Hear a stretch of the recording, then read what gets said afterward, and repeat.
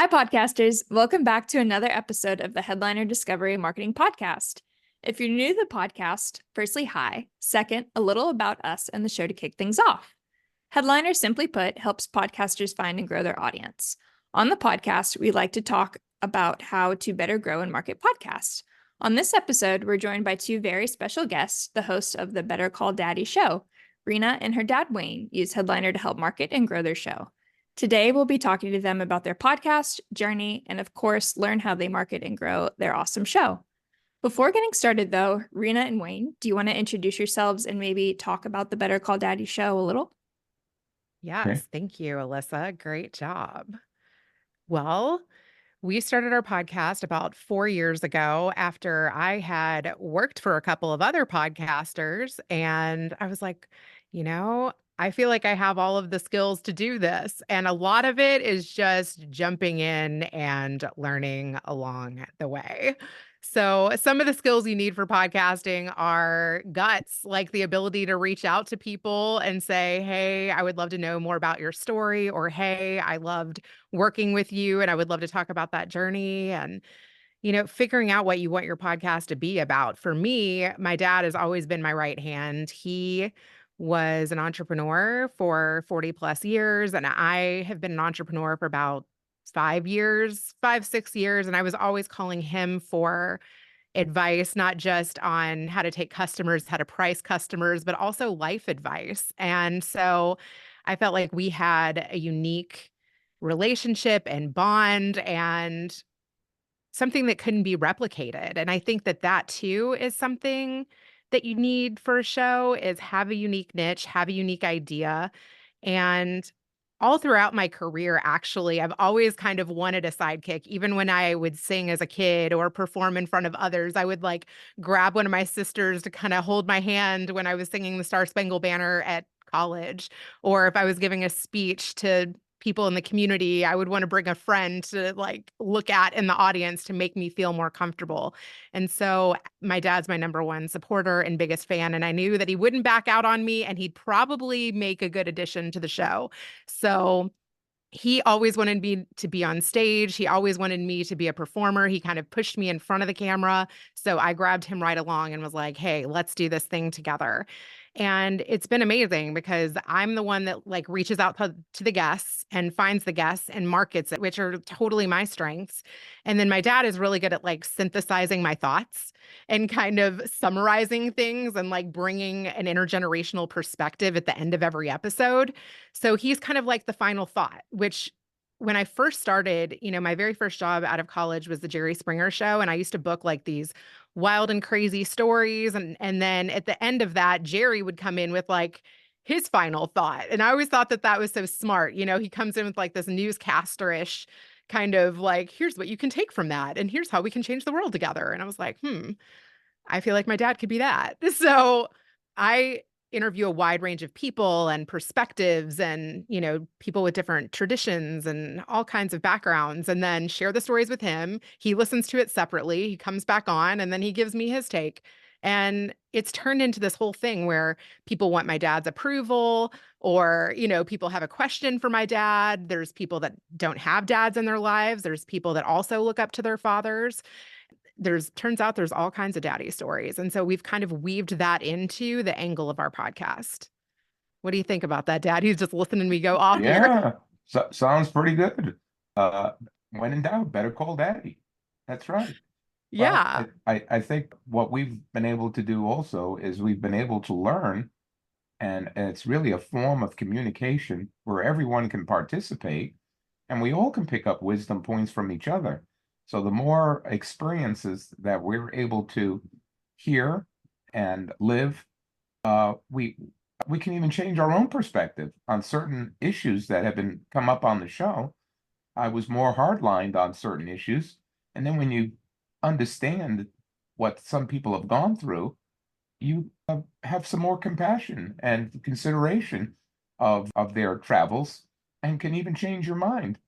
And then other guests, of course, prove that my initial reaction is true because they come on there and they're trying to sell something that is just not true or beyond the scope of of rationale or reasoning, or where they're blowing their own horn to justify their behavior, even though it's really wrong. So we try to keep it candid, we try to be respectful, but we also try to keep it in perspective of where we can share our thoughts, or where it's candid and comes from the heart, and not where we have to live within certain rules and regulations and be told, tell our guests what to say, or tell ourselves what we have to say.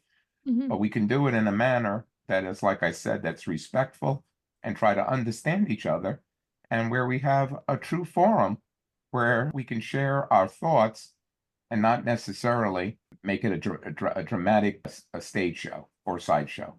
Mm-hmm.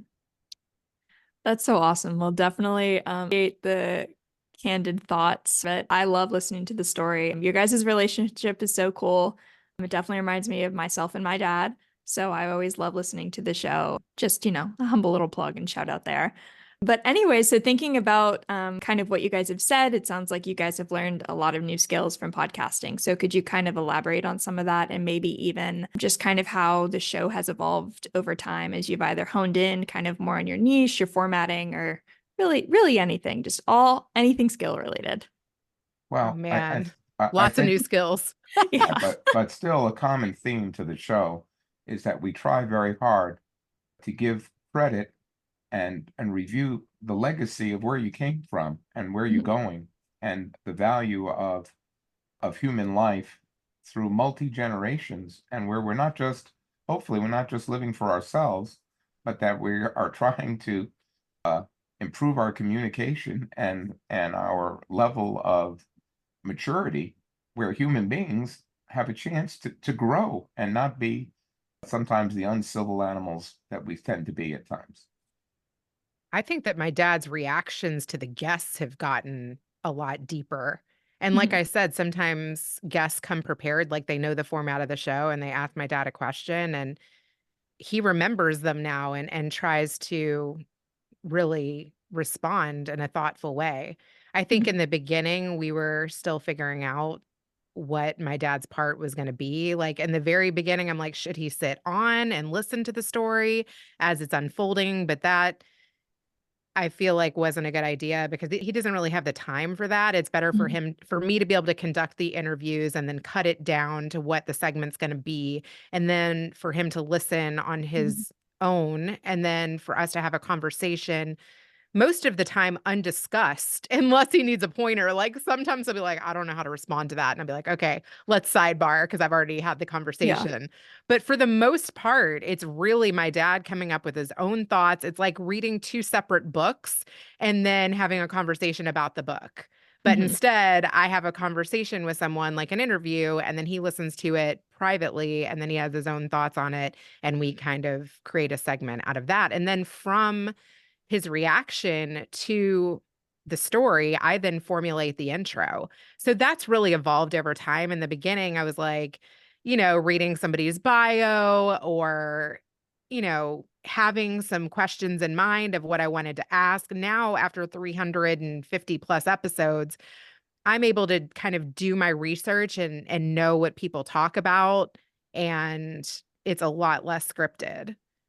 That's got to be nice too, like setting it up. It definitely is stressful, like when you're first starting out and you're trying to figure out that formatting and all the little things. Just there's so many things that podcasters learn over time. And so that's really cool that you guys have been able to kind of take the show, learn from your own formatting, and definitely over 300 plus episodes, hone in on how to really kind of structure it that works for you and your audience. But we do still mix it up. Like Mhm. just a week ago, I went to an event. I volunteered to be a part of a media booth, and I interviewed people on the fly that I knew nothing about. And that's kind of fun. Just, whoever's looking to be interviewed that has never been on a podcast before. And normally I'll know enough about a person where I can kind of know what they like to talk about. But if you know nothing about them other than the fact that, they're in the travel industry, you got to be like, hey, well, how'd you get into the travel industry? How long have you been in the travel industry? What do you love about travel? So Mhm. you kind of have to let them talk and give you clues of where to go in the conversation. Or, I threw a podcasting event, and one of the questions that I asked the people that came was, do you have a podcast? Do you want a podcast? Or have you guested on a podcast? And there was a lady who came, her name was Dr. Sandra Montgomery, and she ended up saying she wanted to guest on a podcast. And I was like, well, hey, I'm working at this media booth this week. If you show up, I have access to the cameras and the mics and we can do it live. She drove an hour.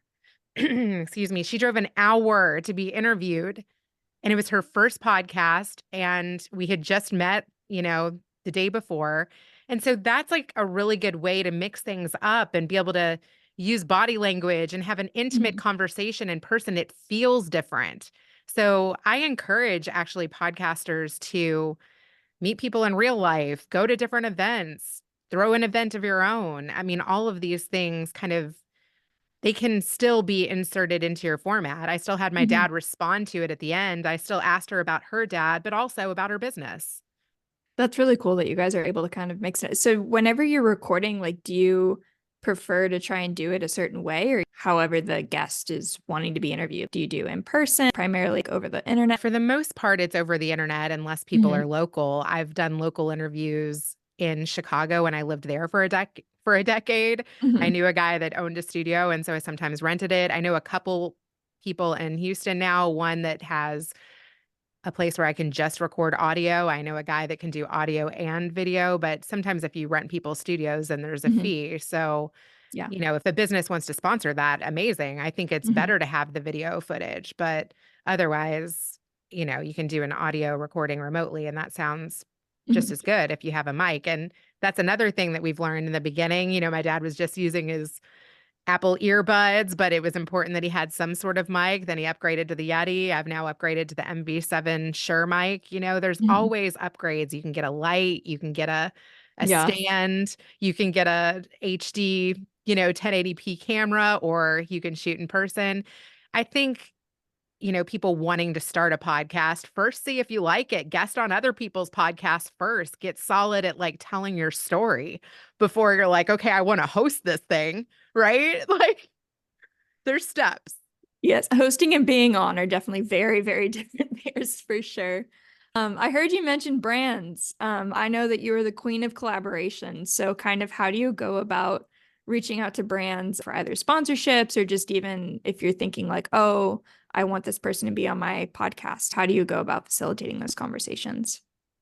So even at this oil and gas event that I was just at, what's it called?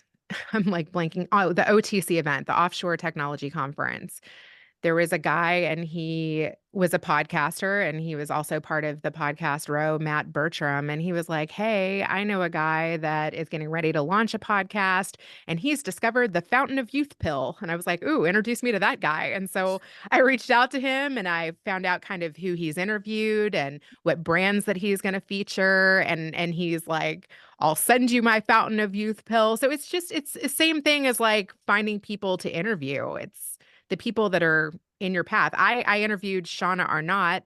She and I worked together on a Gary Vee event, and she had hired me to help her with sponsorships. And so I thought she would be a great person to have on because we've worked together. She's seen me in the field. She's booked a lot of sponsors. She kind of showed me what the script to that looked like. But when I worked for her, she was like, hey, I've got an Excel spreadsheet of like all these brands I'd love to work with. When you get one that's interested in being a part of the event, if you need help closing them, get me back on the phone.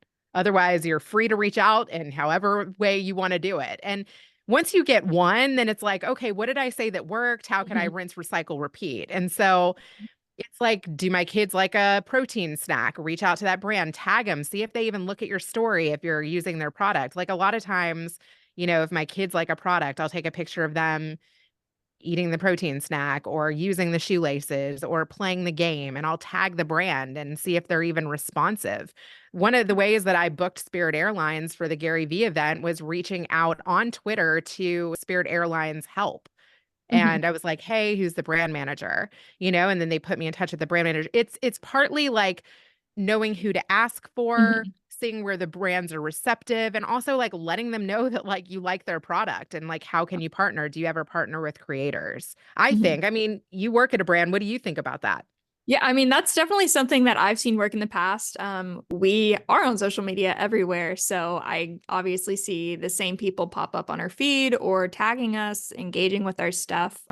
I personally, I've reached out to people, Better Call Daddy show, for instance, that I've seen being kind of super users of the products and saying like, hey, like, thank you so much. Would you like to be featured in like our newsletter or something? And then relationships can evolve from there. So, that's might be more unique to our brand is like we're actively seeking, but I've definitely gotten DMs on LinkedIn. People have found me personally and have been like, hey, like I love Headliner, would love to talk to you. So we've had some kind of partnership spawn from that too. So yeah, as a brand manager, definitely reach out to people on social media. Not everybody that monitors the Twitter is going to be the person that you need to talk to, but they will probably know the person that you need to talk to. So I would always encourage people to kind of reach out and, like Reena said, try and engage with brands as much as possible on social. Great way to grow. Well, I agree that it's relationship building, Mhm. building your network. And of course, if you put out a quality show, hopefully more and more people will want to connect with it, and that might be a simple answer. But if Mhm. you're doing something hands-on and you're building relationships and it's down to earth, I think it Mhm. has a chance to be successful. Exactly. And then I think podcasting too, it's such a collaborative community. So like we'll even see at conferences, a lot of podcasters will come up to us and talk because we're normally in very discernible headliner gear that you can see from a mile away. So people will be able to kind of talk to us as humans. So that's, of course, if you have the opportunity to go to a conference or anything, talking to people in person is going to be a great way to kind of get those relationships started and formed. It sounds old school. That's what a lot of these trade shows, or when my dad and I used to go to a few of these lighting shows, it's not Mhm. necessarily just talking business. It's Yeah. getting to know the needs of other people and seeing that and showing that you have capability to answer any of their questions and that you can be there for them in the clutch. And that seems to be uh, accomplished, but you've got to be able to get in the door, and a good way of doing that is being able to express yourself in person. Mhm. And in today's technology, it's so easy to not have that personal touch because you got emails and cell phones and automatic answering of phones and going to voicemails, where you're lucky if somebody even will take your call, and it goes around, press 1, 2, 3, 4, 5, 6, 7, 8, and then you hope that you even get a call back. It's a lot more difficult, I believe, today, even with the better communication, because you're able to block out everybody. If you can't or don't want to get a connection, there's a way to avoid everybody. And in the old days, uh, you could even stop by somebody's place, and if they don't see you, they don't see you. But sometimes you're able to hand out a card or say hello to someone in the office there, even sometimes even without an appointment, other than to say, hey, try to fit me in. I've just traveled from out of town to visit someone, and you're right around the corner. Love to try to do business with you or help you your needs in any way. But podcasting and having an opportunity to voice your opinions is a great opportunity for further freedom, in my Mhm. opinion. Exactly. I wanted to give Headliner a little shout out because in your all's newsletter at the end, you encourage people to reach out. And that is actually, I think, why I initially reached out because I had tried a campaign with you guys. And Mhm. then it says, we want to hear from you. And I feel like in all of your all's communication, you put that in there that we want to hear from you. I Mhm. don't think most brands, honestly, I haven't seen other brands do that as much. And that is inviting. That makes me feel like you guys are approachable. And like you said, you're on all social. Like if I tag you guys, I see that you engage. And so that makes creators want to engage back. Well, thank you for the kind words. We just kind of following up on that. We definitely, so Headliner, we were created purely from feedback. So we are always actively looking for feedback. And then that's kind of something that we like to echo back to podcasters too. It's why we started this podcast specifically is from feedback. So that's even something that kind of podcasters can take into their own marketing strategy and think, okay, I want to improve. How can I improve? Getting feedback is going to be such an easy way to know that you are improving, especially for your listeners and your most loyal kind of followers. So, And along with feedback, one of the things that I rate my success on is honestly like how many people are messaging me in my DMs mhm, on a daily basis. And honestly, like I know who my people are on pretty much every channel. And I mhm. give that love back too. You You do. know, like I know the people that send me memes, I know the people that send me TED Talks, I know the people that recommend books, and I love all of those people. And then if I'm reading a good book that I feel like one of those people might like, or if I see a funny meme, it's like know your people, know what they like, know what they Mhm, send you, and kind of give them some love back. And it's so much fun. And I have a Facebook group too. I feel like this is a really big benefit if you have a podcast to have a place, whether it's Discord, whether it's a Facebook group, whether it's a WhatsApp group, like have a place where you can gather your people and have like a core space where you bounce ideas and get back to your feedback, where you get mhm, feedback. I have a Facebook group with about 800 people in there, and these are my people that like literally show up for me. And so if I am thinking about interviewing a bachelor from a reality show, I will gauge the interest of that and say, "Hey, have you watched The Bachelor?" Or, were you not into getting the rose or whatever, but I will gauge different topics in my Facebook group. Like I just posted something in there recently that went crazy and I was like, how come only 50% of marriages work out? And there were so many responses to that. So obviously that would be an interesting topic to cover because a lot of people in our audience are, mid 40s. They've either been married once before or, they've definitely gone past that 7-year itch or they've started again and they all had opinions on that. So it might be interesting to cover that topic in more than one way even. I mean, it was so crazily engaged. So mhm, that's a good idea is like have a place where you can gauge interest of different subjects and where you can point people who have been on your show to where the other people are that have been on your show or where your community mhm. lies. Awesome. And then you obviously just mentioned Facebook groups, but have you seen kind of any other platforms for your podcast that have worked for helping kind of like more grow or engage your audience as well? Twitter and podcasting go together. I'm part of 2 private chats on Twitter with tons of podcasters, and a lot of it is kind of just sharing each other's stuff, but, like, you Mhm, get to be friends with the people in there from actually checking out their content. I mhm, had a podcaster message me today, and he was like, "Hey, Better Call Daddy, just wanted to let you know you're, like, one of my top 4 that I listen to on Good Pods." And I'm mhm, like, "That's cool." And then when I shared that, another podcaster was like, "Me too," and then you wanna see what else they're listening to. I wanna see who else is in their top 4. I wanna check mhm, out the other podcasts that they like because they like me. Like, mhm, maybe I should be checking out those shows or connecting with those people. You could just so Twitter, definitely. I feel like Threads, I've gotten more action there than I have TikTok. mhm, Threads, has been I've got past 1,000 a lot quicker than mhm, I did on TikTok. I feel like mhm, there's definitely a podcasting community. If you do hashtag podcast threads, my feed is filled with different podcasters, and I'm finding my people there too. Are you using YouTube also? Oh, yes. Thank you for reminding me. So I feel like with YouTube, I definitely could spend more time there, and I've had some big wins, but I've also like had some duds where you're like, damn, this is a lot more effort for not enough payoff. But then if you interview somebody that has a big following on YouTube, then it's mhm. worth it. Yeah. But the searchability is really good there. And then also another thing that I know I need to be doing more, and this is probably a tip for other people, and I've talked to other podcasters who swear by this, is I know I need to be blogging about each episode I do. So kind of repurposing the show notes. Not only are you doing that on every social media platform, but SEO is a big thing when you do blogs and you add the keywords, and then your back episodes are really discovered. And I have a backlog of episodes that I need to do that for. Yeah, I'm always a big fan of doing blogs.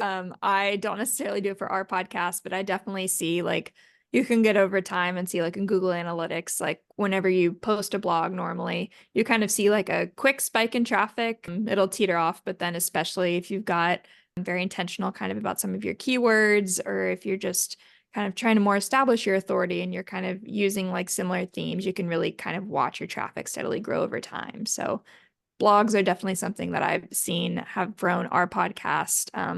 Mostly not necessarily because of the searchability of it, but we actually embed all of our podcast episodes into our blog with our Disco widget player. So we see a lot of people are finding our podcast by reading our blog directly. So we can even track that traffic. So that's just also something that's really cool about blogs, is just being able to kind of have an additional touch point to not only plug your content in like either your brand or your authority, but also directly have your podcast link there as well.